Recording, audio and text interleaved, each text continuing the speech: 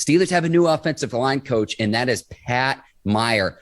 Mike Tomlin's fifth different offensive line coach since the 2019 season. So, Ike, I know we both wanted to bring back Mike Munchak to Pittsburgh, but I hope Pat Meyer can bring some stability, some personality, and some attitude to this offensive line that has undergone major changes the last few seasons.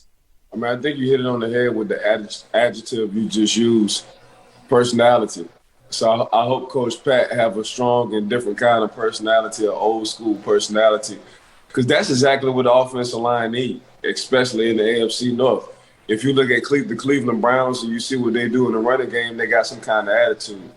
Yeah, the Cincinnati Bengals, their offensive line gave up a lot of sacks because I think the offensive coordinator wanted to throw the ball because they got a guy named Joe Burrow, and he can pretty much do it.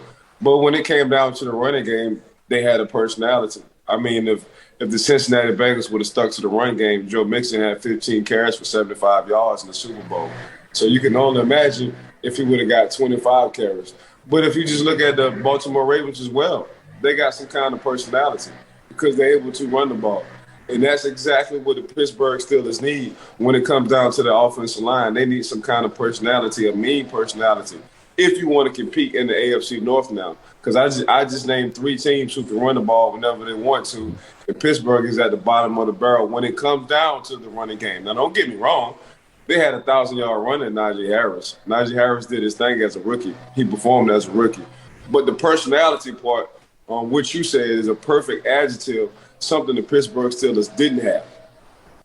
Yeah, and Ike, it took till like week 17 for Harris to rip off a 40-plus yard run.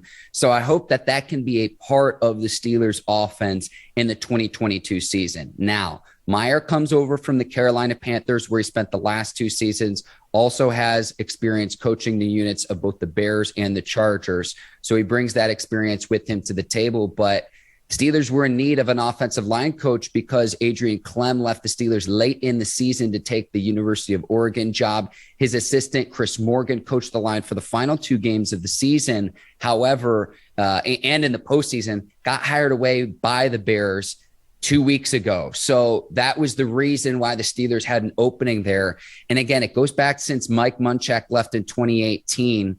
When Munchak was the offensive line coach, the Steelers didn't have problems running the ball, averaging more than 100 yards per game throughout Munchak's tenure, with the exception of the 2018 season. But remember, the 2018 season was the year Le'Veon Bell had his contract dispute with the Steelers. So it's getting back to running the ball. It's getting back to, this is why we drafted Najee Harris in the first round a year ago, because you know what your MO needs to be to have success from the Pittsburgh Steelers, and that's running the football and playing stout defense, particularly when it gets colder and colder in the months you want to be playing your best football, November, December, January, hopefully February, when you're competing for Lombardi trophies.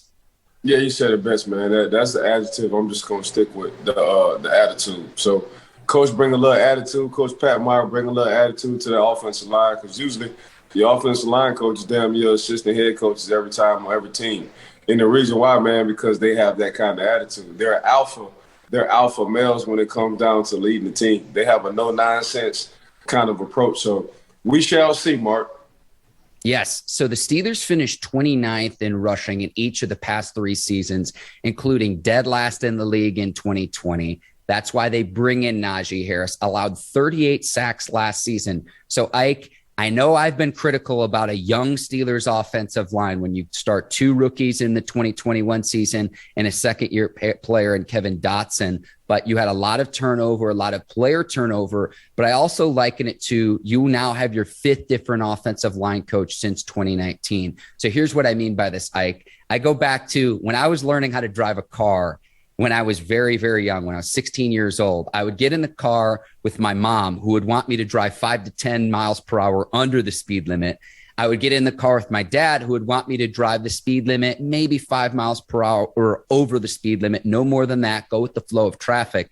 And then I would get in the car with my older brother, who would say, floor it, man, I got to go 10, 15 miles per hour over. He's got to get to where he needs to go. My point being, if you have different offensive line coaches and you're a young player, you're very impressionable and you're hearing different things constantly from your different head coaches. And so, again, I hope that if Pat Meyer brings anything, not just the personality, but some stability to the Steelers offensive line, that's what I hope to see. And I'll know that this hire is successful if he's around for years to come as the offensive line coach for the Pittsburgh Steelers.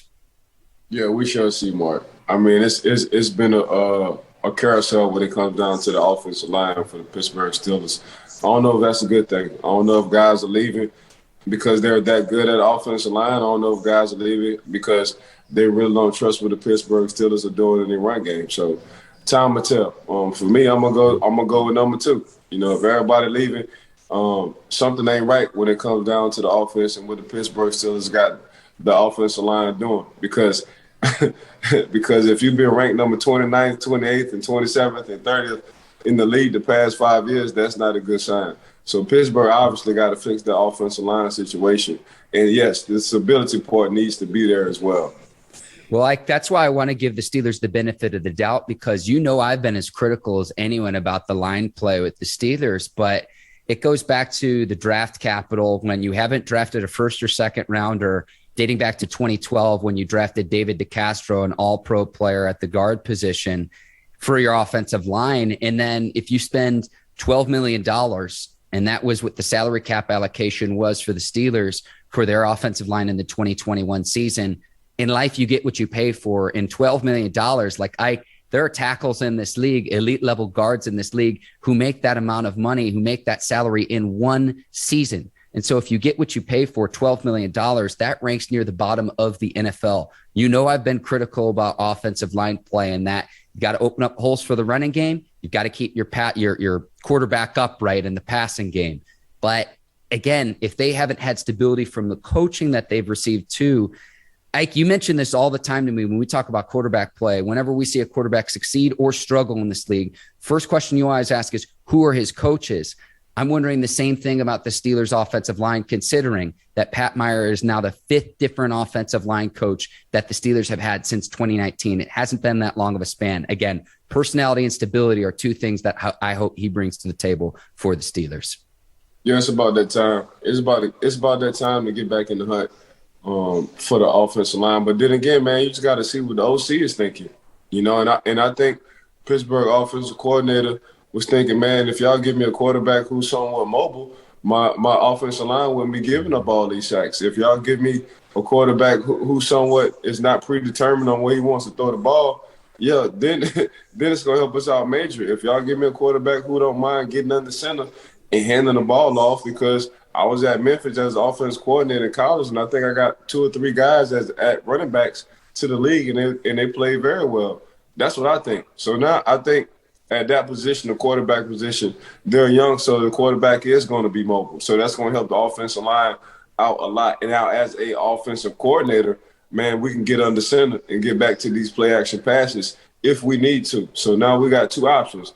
We can air the ball off. We can air the ball out if I feel like their secondary isn't that good, or if I feel like their D-line isn't that good either, or their front 7, we can just run the ball the whole game. So that's what I think it was, man. So to me, offensive line and offensive coordinators go hand in hand depending on who the quarterback is. And now it's a new day and age. And yet now they're gonna have a young quarterback, whether it's Mason Rudolph, Haskins, or a veteran guy who can move out of free agency, or just draft, a quarterback. So that's what I think it pretty much was. But yeah, some stability to the offensive line is key, but we definitely need to get back to that mean personality from the offensive line.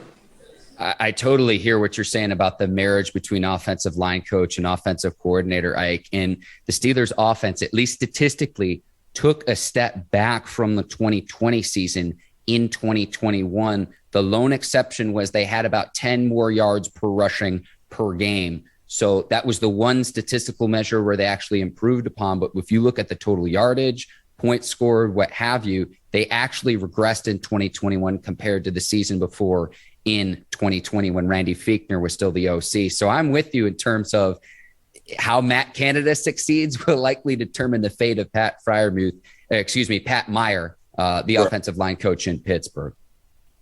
Yeah, we shall see.